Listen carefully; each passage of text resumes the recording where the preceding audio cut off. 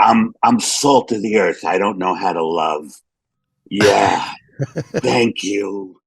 Live from the Willie Nelson and Friends Museum Showcase in Nashville, Tennessee. It's Music is Funny.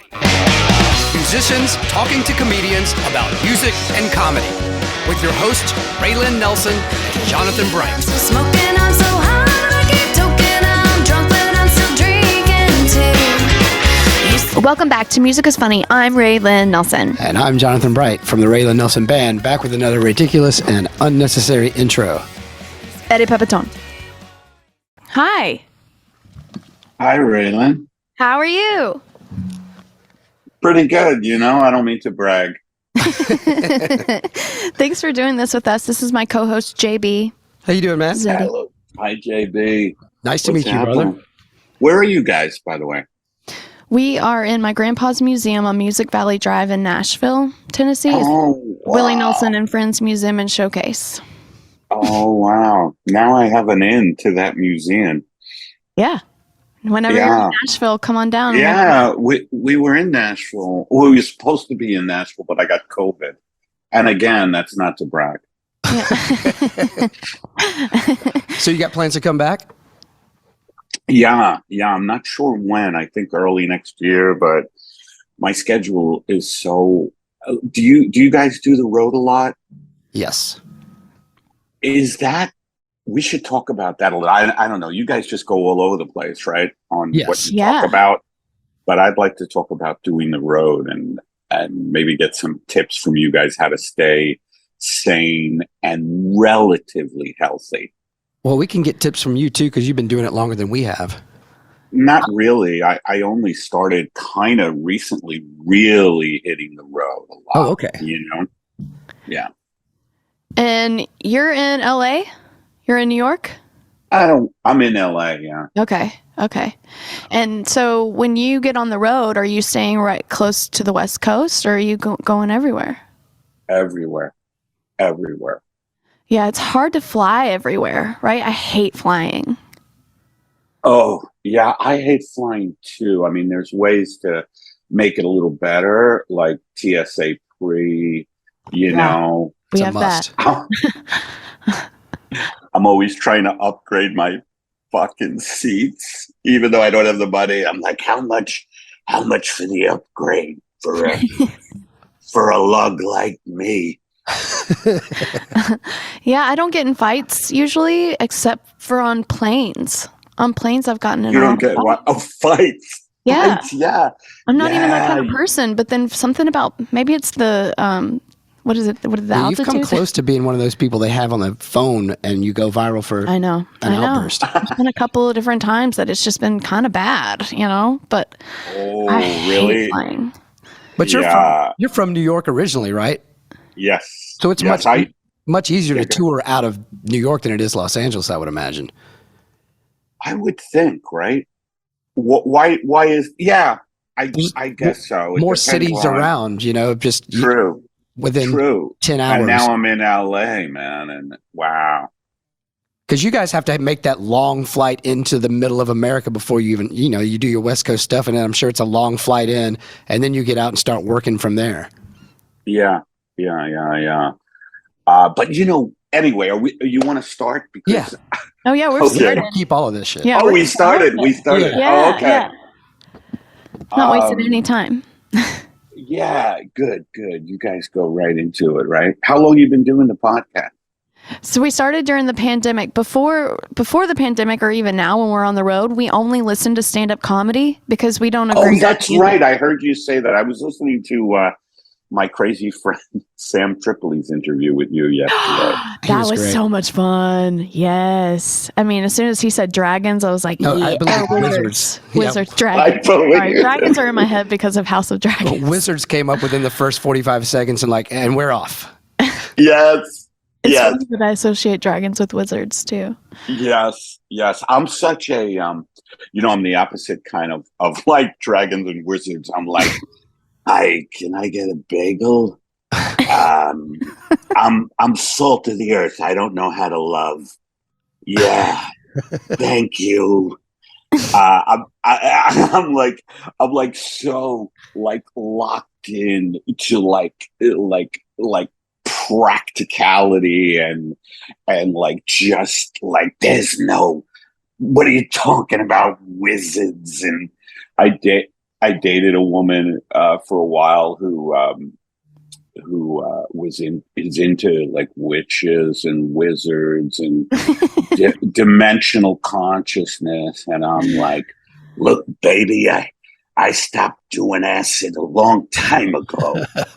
Now I just fucking fight at the docks. So how do you think this attitude came from like your upbringing, the more like grounded, down to earth? Is that as a product of how you yeah and I don't say it's a good thing, but I think you know, growing up in Brooklyn and you know, just New York, where you grow up on top of each other, and you know, it's a struggle, man. It's a struggle. Are you hearing that ding from my computer? No. Oh, good. Okay, that's. I think I'm having a stroke then. You know, when you reach a certain age, you never know if the lights went down in the club, or you are gonna die. Yeah. Like you don't know. Am I blacking out now, or is it time to go? I'm always scared when I smell something that nobody else smells that I'm having a stroke. Yes, unless I farted. And then I'm like, oh, okay, that's me. That's beautiful old me. I don't do that. So yeah, I think I just kind of take after my dad. You know, school teacher, union leader. You know, he was just always a guy who like was like, he never really lightened up.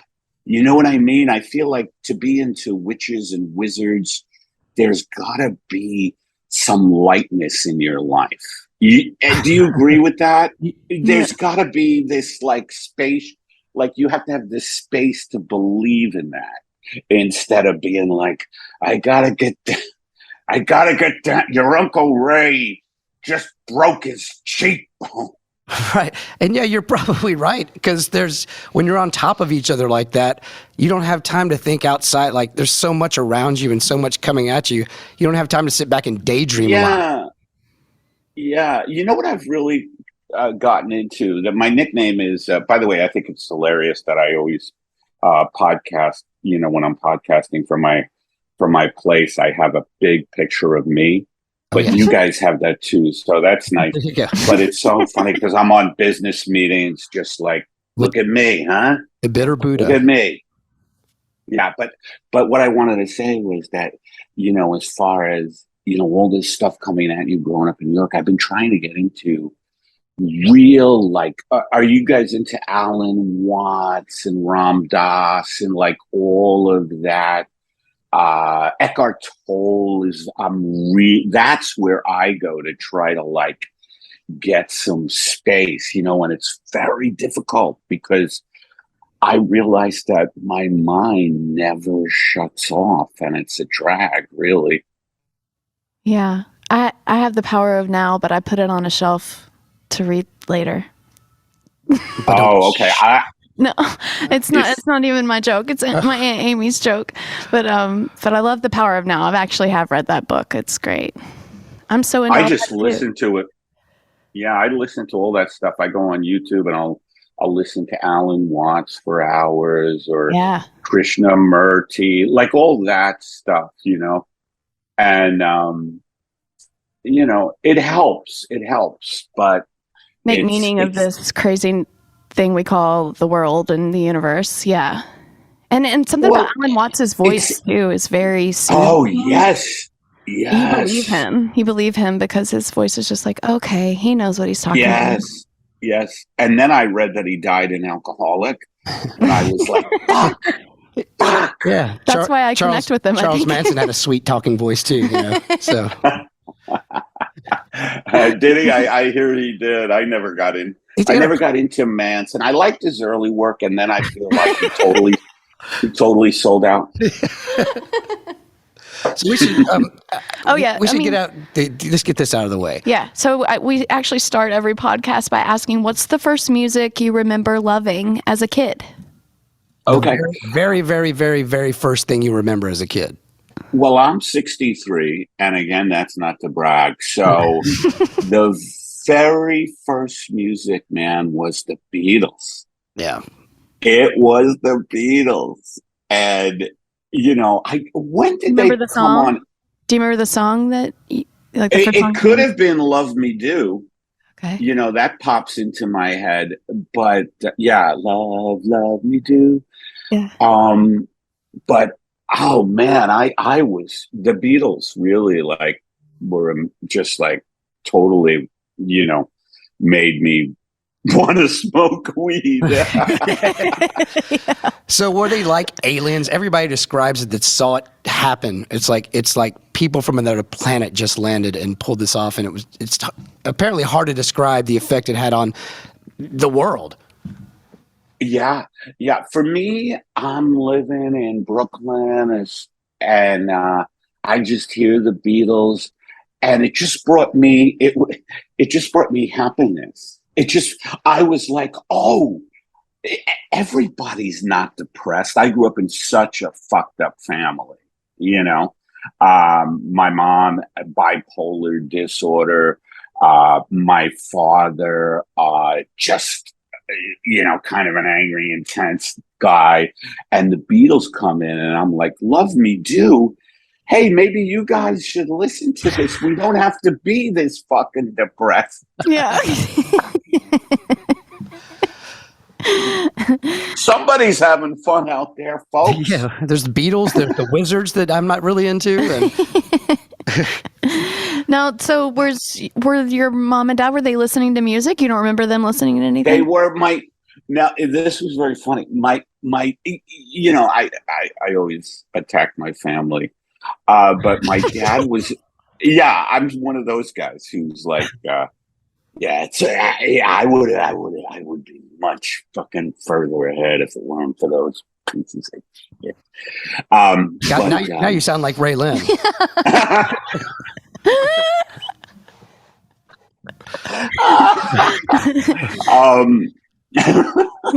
Sorry. But oh, now you fucked me up. Were you going to press the ba-dum cha just now? Oh my God. We discovered some sound effects that I didn't know we had. But I almost went wow. for I it. just saw his hand go, and then it went back. But out of respect, I laid off of that. You were really, I'll tell you, discovering those sound effects, just the beginning to the technology. That's funny. You just discovered the most basic fucking sound effect. Next will be clapping. Yeah. It's only been 2 years, so come on, man. I'm like that. I never discovered anything. But my mom was listening to big time. She loved Barbara Streisand. I would walk into the house and hear so it wasn't really bad until it got really bad in my household. But it was like I walk into the house and hear Secondhand Rose. They call me Secondhand Rose, like Streisand, memories. I'd be downstairs smoking a joint, listening to Streisand, going, what the fuck is she talking about? Memories. I can't remember a thing. And my dad, and Sinatra for my mom. Oh, yeah. Love Strangers in the Night. I would walk into the house and hear Strangers in the Night. That's really and good. I'd be like, yeah. And then my dad, classical. My dad, I always described him as a blue collar snob. He fucking loved classical, and I really believe it. Not only did he love it for real, but also it was a way for him to look down on everybody. Like, he'd be like, to me, he would say, will you turn off that fucking jungle music? He called it jungle music, rock and roll. I don't know if that has racist overtones. Maybe. Yeah, right. Let's hope. But let's hope. Let's get him over here. Hey, Pop. Imagine if he lived with me. Hey, Pop, are you bad-mouthing me again on some fucking podcast? It'd be even better if we had him here. We were like, come on. Then he just starts screaming N-bombs going, of course it was. I'd be like, what the fuck are you doing in Nashville? You never go anywhere. Oh, man, I wish I'd done it. I wish I'd known. Now, there was a hilarious part of my dad's life where my dad started smoking weed. This is after my mom went through all these psychiatric horror stories, and I think he just got he was just like, I gotta try something. I used to come home and the place would be filled with pot smoke, which was like, at that point we were living in Staten Island, and in this, my dad moved us to the country, which was Staten Island in New York City. I never forgave him for, like Staten Island, really. And anyway, I would come home, the place would be full of pot smoke, and he would have the classical music cranked. Mozart or Beethoven were his two favorites, but he a lot of opera too, because he's Sicilian. And he would be going to me stoned out of his mind. Ed, he'd crank it up. Listen to those fucking flutes. And it was the funniest thing. It was... It's the most aggressive classical music fan I've ever heard of in my life. Oh, totally. Listen to those fucking flutes. And then he would he definitely had some good moments on weed. He would be like conducting high, and I'd become the parent going, settle down, Robert. Settle down. We got bills to pay here. When did you start smoking weed? How old were you? 14. I was 14. Very young, I think. I mean, now that I look back at it, I was an inveterate pothead from like 14 till 41. And then I started having panic attacks.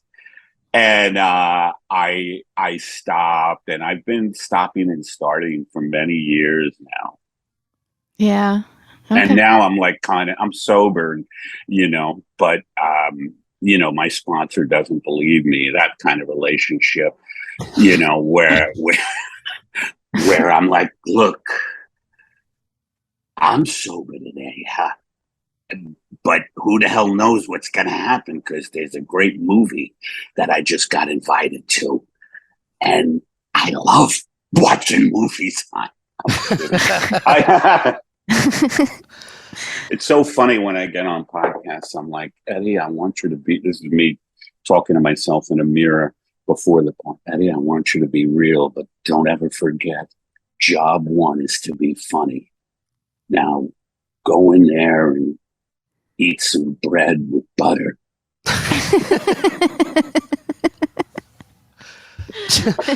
It's a shame you had to give up pot when you did, because that's when it became legal everywhere, Bad timing. Well, I've experienced that now, because I was, my manager is texting me. Yeah. Can we all get on a quick call today? Here we go. Do you get this shit? Like, you're in the middle of something and it's like, look, being out here in LA, and I've been doing a lot of voiceovers. Like, Eddie, the DC comic, doing voiceovers. Eddie, they're thinking they could fit you in tomorrow, and it's like 911, and I'm a first responder. If I don't get back to them immediately, they're like, where are you? What the fuck is going on? We have people dying here. There are people dying. No, I'm not positive, but this might be his way of getting out of this podcast right now, because he hates it, and it's very, very easy to just, dude, I'm sorry, I got a call. Which kudos. Hey, I love you guys, but DC Comics, First responder, they wait for no man. Exactly. Voiceover artists are the true heroes. No, your voiceover you're more than welcome to text whoever you need to, or to have them jump on the podcast. Now, let me just no. I just text them really quick. Let's see. Can you do press tomorrow for Portland? I always say yes. I can't. I'm busy. You can't. What's his number now? Okay, I want to know. You have a pretty good singing voice, and you do voiceover. Do I really? Have you? Well, you were just singing some Sinatra, and it wasn't too bad. Wasn't too bad. It wasn't too bad. Yeah. Yeah. I mean, have you? I have started doing some singing on stage within the act. As a lounge singer. Okay. Like a lounge singer. Like you're in a red dress on top of a piano lounge singer?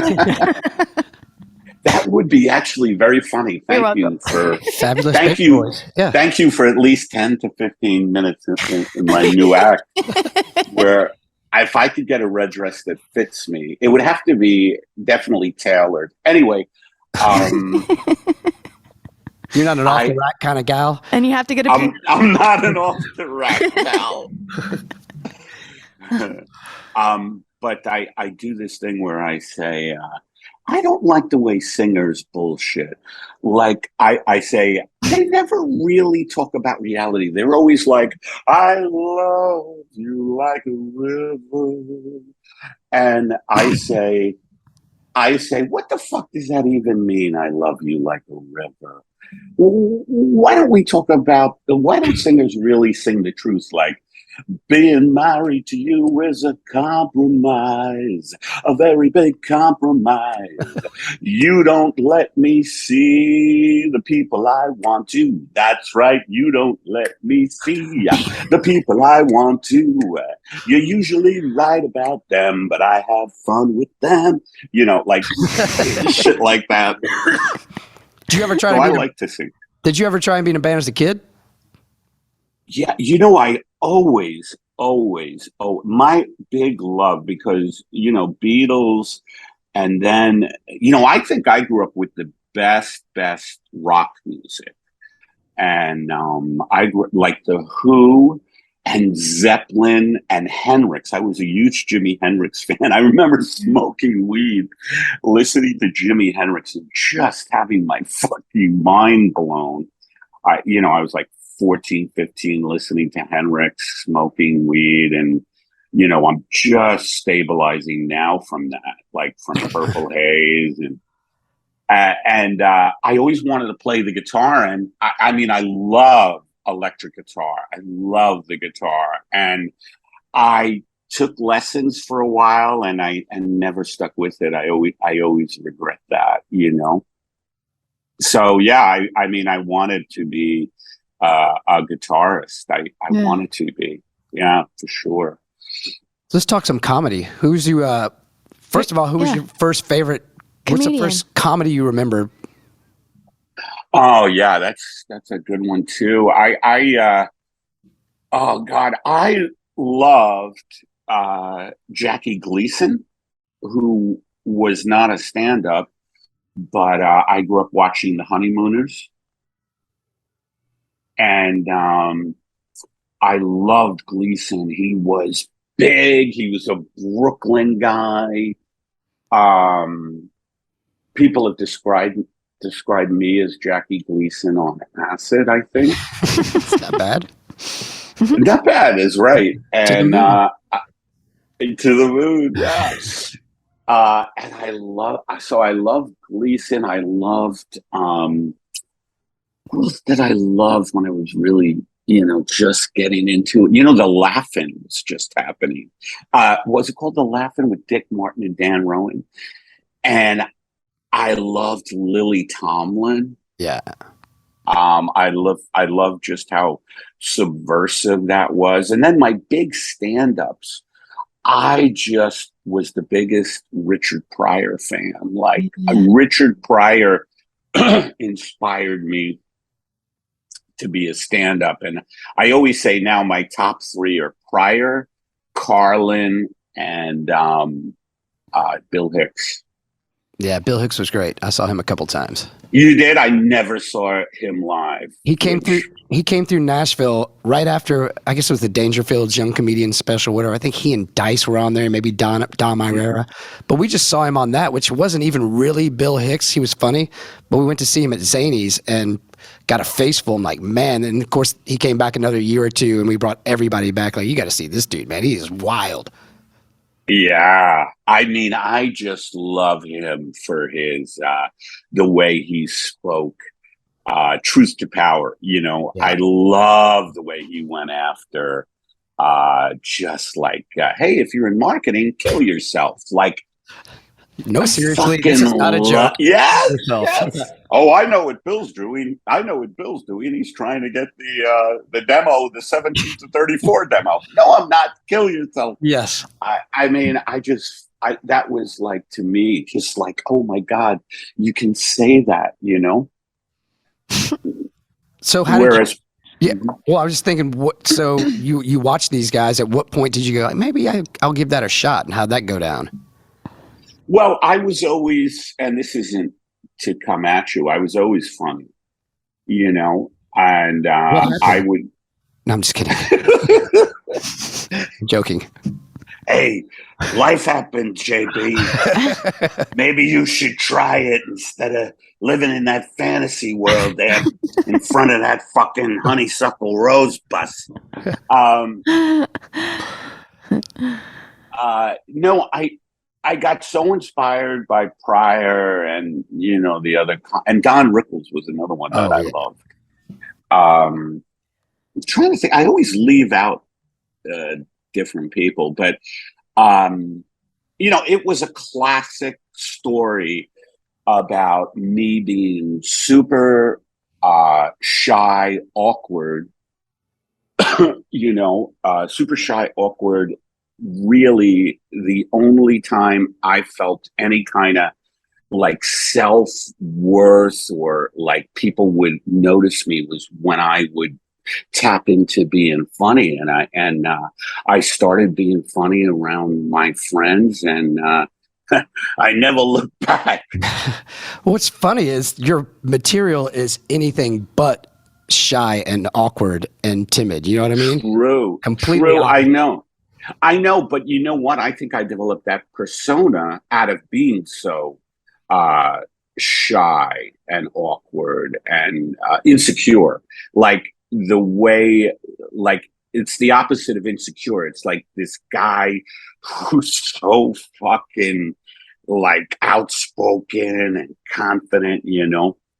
And it's been interesting for me, like to feel more and more comfortable in my skin and just laying out who I am now. Like I really don't have many qualms at all about talking about any part of my life, you know? I mean, there's a couple of parts of my life.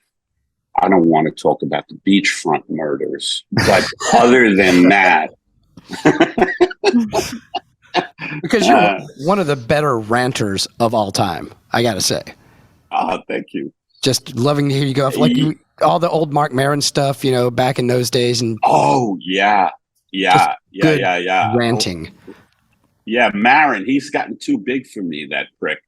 He doesn't. He doesn't. You know, he's like, oh well, I acted with Robert De Niro. But yeah, I used to do those. A lot of people found me through doing the WTF closing rants when he would do that podcast live, you know, and I would just go off and, you know, I mean, you guys perform all the time. I mean, it really has to do with, you know, the crowd too. Like if they're into it, man, it gives you the freedom to just go, like to just explore. Whereas the other night, you know, what's wild about doing stand-up comedy, and I love doing it because I think it's a very underrated art form. And as an artist, you could just keep growing into it because it is all about kind of like finding out more and more about yourself and putting it out there, you know. But the other night at the Improv in Hollywood, I had a crowd that wasn't that into me.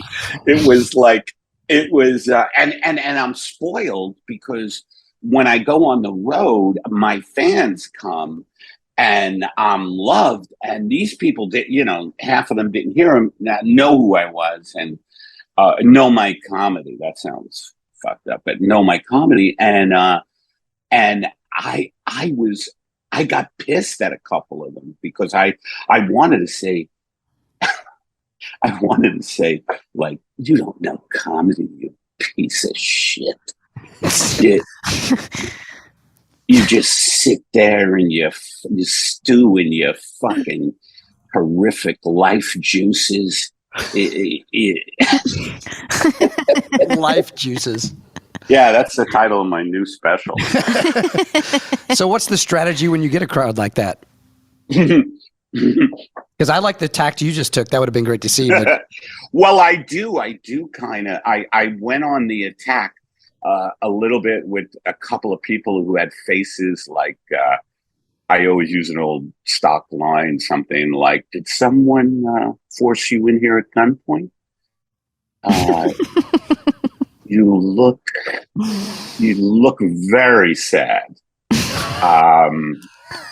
Like, I can't help but go after some people. I'll be like, what happened? Is it just been a long day for you? And, you know, that could go one or two ways, you know. But what is the tact is I try to break through it. And then I realize that I'm not going to get the people, like I'm not going to be able to win over the people who don't get me. So I play to half the crowd that gets me. And then I always kind of, because I'm such an egomaniac and so sensitive to criticism, silent criticism of the crowd, that I'll play to the half of the crowd that digs me, and then the other half I'll have these asides like, see that, assholes? That's how you laugh, huh? Yeah. Oh, who do you love? Mickey Glazer? Is that who you want to see up here? Like shit like that. Well, I'm not going to Fuckboy Island. Let me tell you something.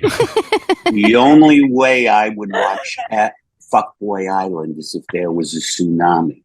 Okay? Then I would watch that. So did you start comedy in New York, I assume? Yeah. Mm-hmm. Mm-hmm. How was it? Yes. To the open How mics? old were you? How old were you when you did you say this No, already? I didn't. Okay. How old? I let's see. I was about, I would say 59. No, I was the old age joke right there. It never fails. I first tried it when I was about 19. And I was so nervous at open mics in New York that I would throw up in the bathroom. And I remember throwing up in the bathroom before a show and going, Eddie, what the fuck? Why are you doing this? And the answer came back to me, which was like, there's no other choice. And it was like real. I mean, that's paying dues. You know how they say you have to pay your dues, and they're always internal. You know, it's like doing these fucked up, you know, beginning shows, and you're just, well, actually for me, it was years of torment on stages. Like, you ever hear that joke? I think it was a Monty Python show I saw this, where a folk singer would come on stage and go, I have suffered for these songs, and now it's your turn. and not only having like that. Not only having to take on the crowds in New York, I would imagine the fellow comics or whoever's just the class ahead of you, because I know coming up through there that yes, part of the thing is you got your balls busted the entire time until you get to a certain point. I assume you went through that. Oh, yes. I would be scared shitless of a few guys. You know what I mean? Like, I'd be like, oh, fuck. You know, I forgot. Like, oh, this guy is here. He's so much better than me, and he's going to make fun of me. You know? Of course, I, would try not to show any of that. But what you do is that, and you know this, like you just latch on to the people who are at your level.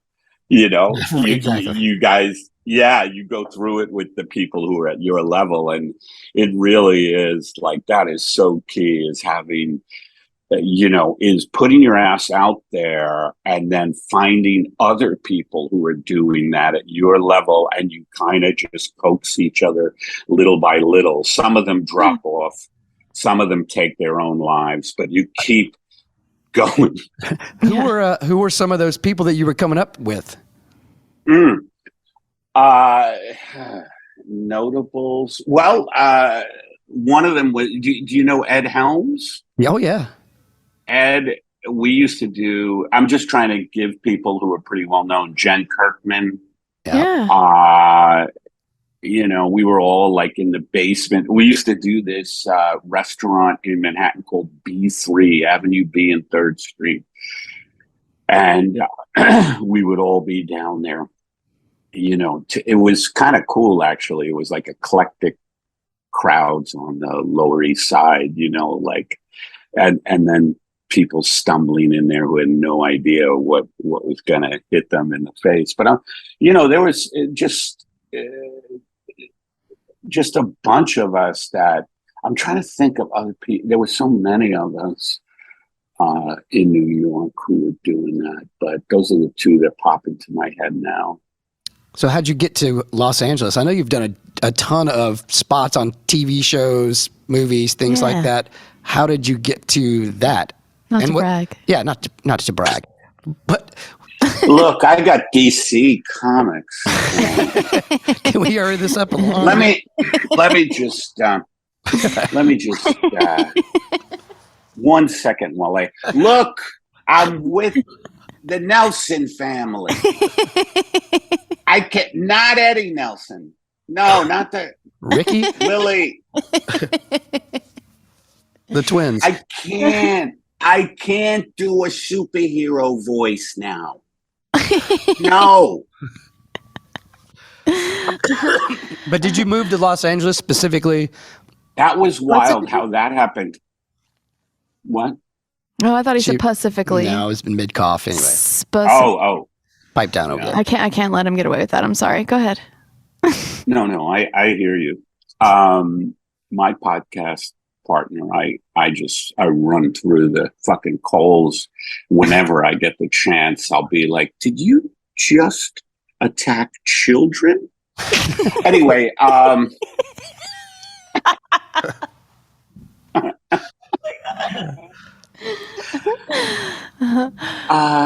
so here's how it happened. Here's how it was a double thing, like two things. I mean, it was, the universe conspiring to get me to LA, right?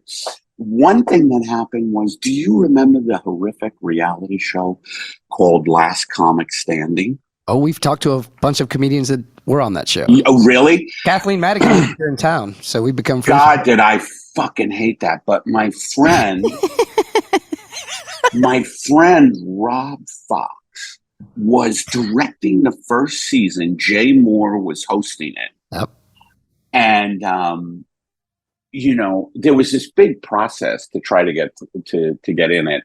And I didn't have to go through any of that because Rob came to me and said, look, somebody dropped out and we're in the quarterfinals here in New York at Caroline's. Will you do a spot? He didn't expect me to win. And I won. And I went to,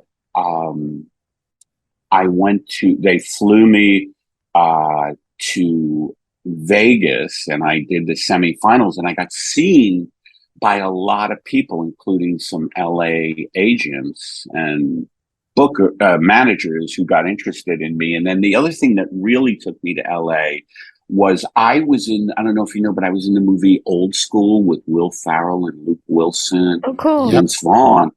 And what happened was the co-writer of that, Scott Armstrong, who's written a couple of other movies since then. But he just asked me, he said, would you like, and Todd Phillips was directing, he was like, would you like to, do a role in Old School? It's not a big role, but would you like to? And I was like, well, let me check my calendar. I was like, yeah, of course. And so I went out to LA and they put me up in Venice by the water. And I was making pretty good money weekly, and I was hanging out with Will Farrell and Vince Vaughn and Luke Wilson. And I was like, this is pretty fucking good. And who knew that would be my apex? But I was like, LA is great, and then cut to me like 18 years later, just looking out my window going, why is that guy beating his kid? But anyway,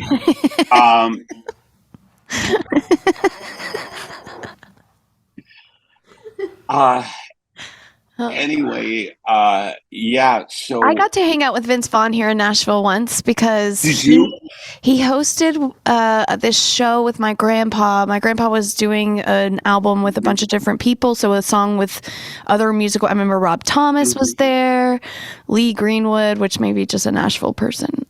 Proud to be an American, man. That's all over America. Anyway. No, wait. It wasn't him. Chapman. Larry Chapman. Sorry. I don't know why I got them confused together. But all these different people. And Vince Vaughn was the host, and he was on my grandpa's bus. And he was so funny. Everyone was laughing, and it was just him and Papa Willie going back and forth. And I remember he gets up to leave, and he leans down and he said, it was so nice to meet you. We're going to get off here so you can spend some time with your grandpa. And it was just really funny, yeah. He's a good dude. Yeah, he was wild. He was a creative guy, or is. I haven't really hung much with him, but since that, I've had a couple of phone calls with him where he's always where he's always sweet and everything. But he had a process. He would just be on set. I remember one time, kind of going into he was about to film some scene, and I just felt more and more comfortable with the big stars like Farrell and Luke Wilson and Vince Vaughn, and I realized, fuck, I'm just as funny as these guys. Maybe not Will Farrell. He was like funny at a level that was so fucking incredible. But Vaughn, I remember what's that? Like he's just different, silly or yes, yeah, cartoony, sillier, comedy, cartoony, physical. silly, but yeah, I wouldn't say funnier. That's just my personal. Yeah, okay, whatever you want. It's your podcast, and fuck me. Fuck me. No, but I'm partial to like absurdism. I'm partial to that kind of Monty Python-esque. I didn't mention that before when you asked me who really turned me on to comedy. And Monty Python, John Cleese, who I met and couldn't say anything to. Oh, no. He was one of those stars. He was like, I'm usually not like that. And it wasn't too many years ago in Pasadena, I was hanging out with Bobcat Goldthwait. We're buddies. And Bobcat, his kid and Eric Idle's kid, they're friends, and he got to know Idle, and Eric Idle and Bobcat are really good friends. So we went backstage. It was Idle and Cleese, just them doing this show about Python. As Idle said, it was another show to raise money for all of Cleese's ex-wives.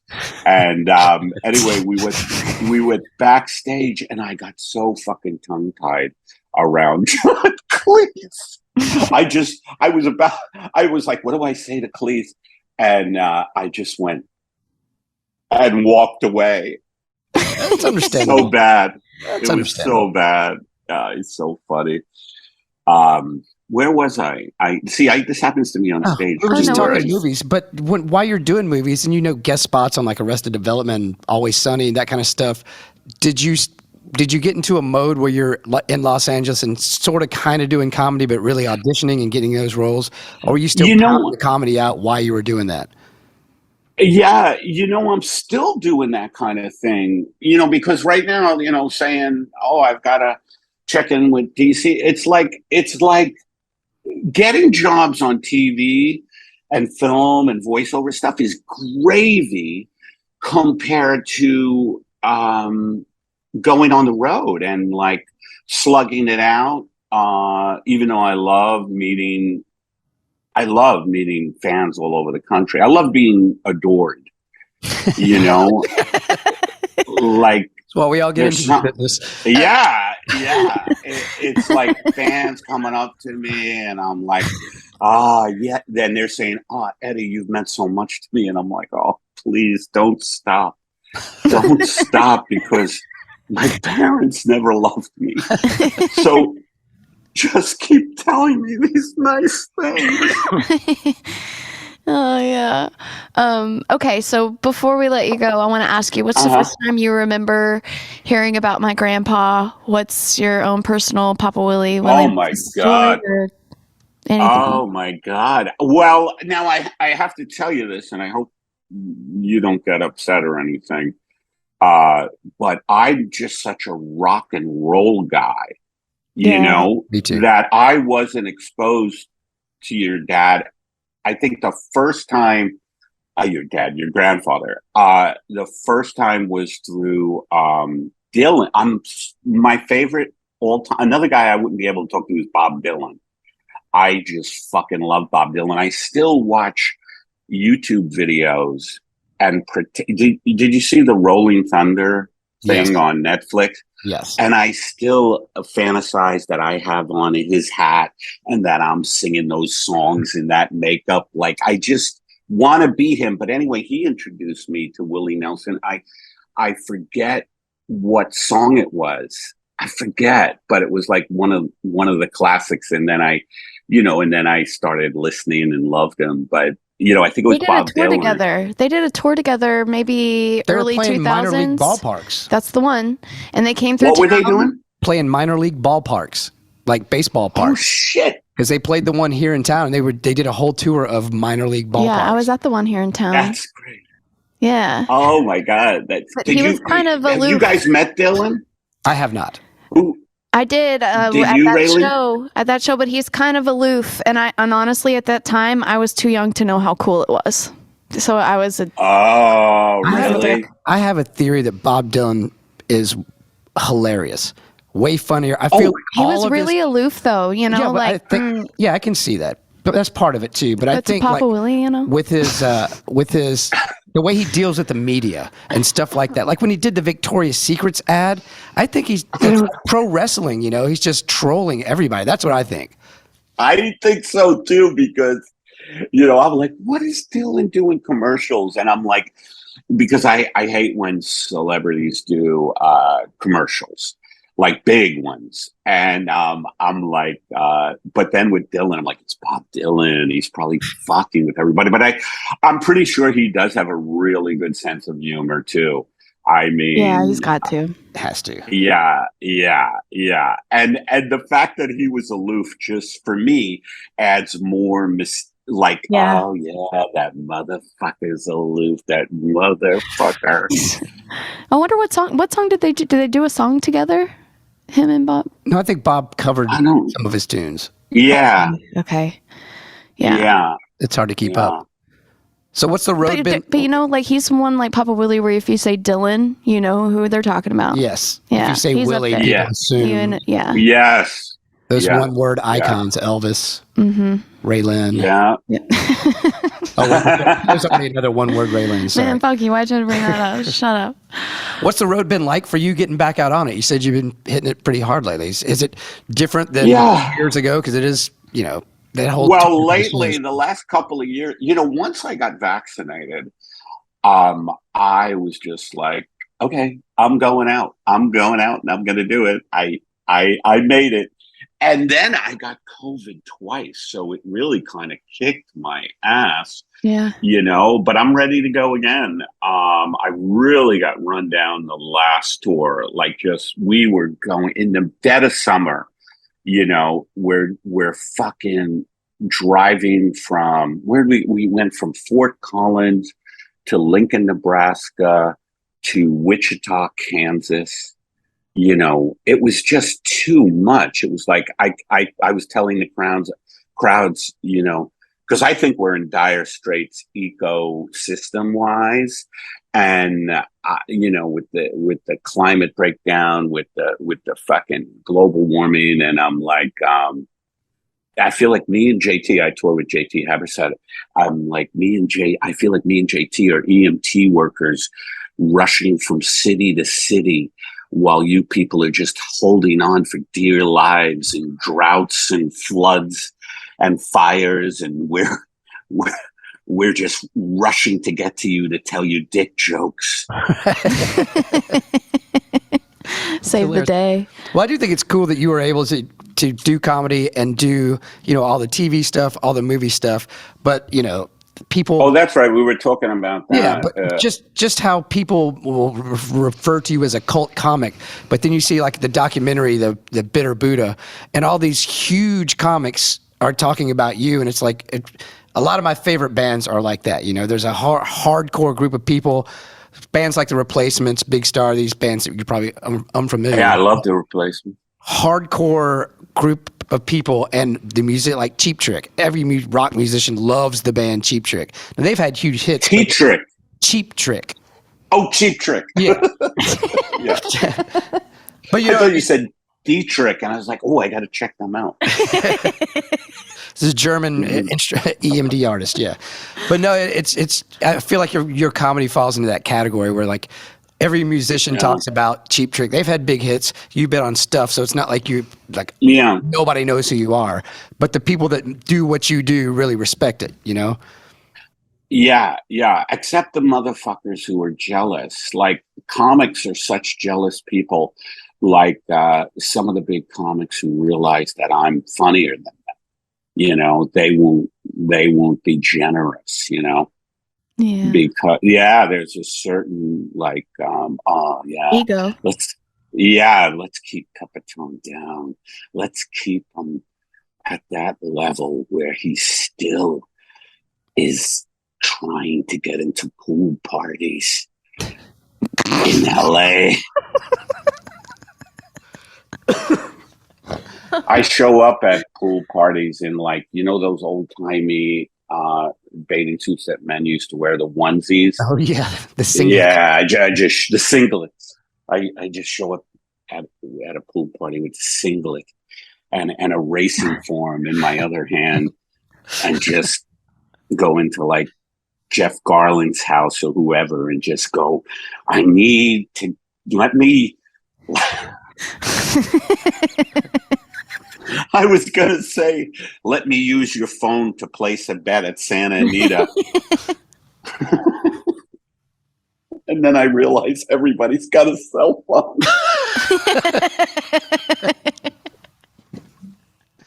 I need to use your phone. That'd be funny. You know how old robbers would burglarize? They'd knock on the door and go, our car broke down. Can you please let us in and use your phone? And you're still doing that, and they're like, "Use your cell." What are you talking about? Sprint doesn't have service here. Well, switch to Verizon. I don't like Verizon. I don't like how a lot of shitty celebrities do Verizon ads. What? Get the fuck out! No, please let me use your phone. Do you have a blower? You call a phone the blower. Can I get on your blower? I think that means something different here in the South. Oh my God, Eddie! Thank you for doing this with us. Yeah, man, this has been hilarious. Yeah, my face hurts. Mine too, but it has nothing to do with laughing. I have this very rare disease. That's what I do to crowds too. Is I'll say something inappropriate, like, folks. I hate the way people with cancer post pictures of all their friends in their hospital rooms. It's so braggadocious, don't you think? And they'll be like, "You said cancer. You said cancer, buddy." Dude, you got to let us know when you come to Nashville. We'll hang out please. for sure. Oh, definitely. Oh, I would love to. We've got your contact info, so we'll make that happen. Okay. Thanks again for doing this, man. Thanks, man. Well, thank you guys. Thank you. Let me know when it's going to come out. I'll tweet it and stuff. Yeah, I will. We'll definitely do that. Thanks, Okay. Eddie. Thanks, man. Bye, you guys. Eddie Pepitone is my favorite comedian. Yeah, I love that dude. He was great. Yeah. Made me laugh. Probably as hard as anyone we've done. Anyway, know. enjoy your groceries. Don't be an asshole. I know your mama's name. Enjoy your cigarette. Did we cheers yet? That's so great.